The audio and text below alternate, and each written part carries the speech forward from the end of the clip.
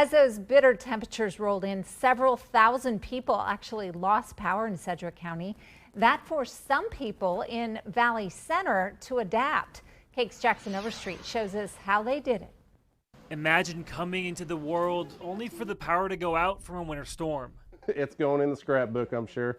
3 days old and we're camping out by the fire, so. That's the welcome home little Reese Volkman got when her parents left the hospital with her Wednesday night. As you can imagine, it's going to be a long night for us anyway, so we were kind of prepped, but yeah, turned out to be a little more difficult than planned. Luckily for the Volkman family, they have a wood-burning stove to keep the home warm, while outside temperatures dove below zero overnight. Been feeding that sucker for a few hours now. Evergy says around 8,000 homes lost power in Wichita and Sedgwick County from the winter storm, including all of the Volkman's neighborhood.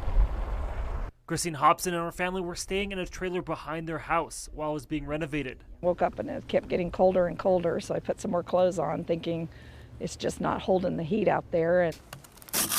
Next door to them, Corey Lawrence was checking on his home after taking his wife and daughter to a family member's to warm up. We've been keeping an eye on actually the ring, because when the power comes back on, it'll connect to the Wi-Fi so that we'll know if the power's back on. And while the outage made for a frigid morning for both the Volkmans and Hobson, their power kicked back on around noon as we finished up our interviews. It's going to be great.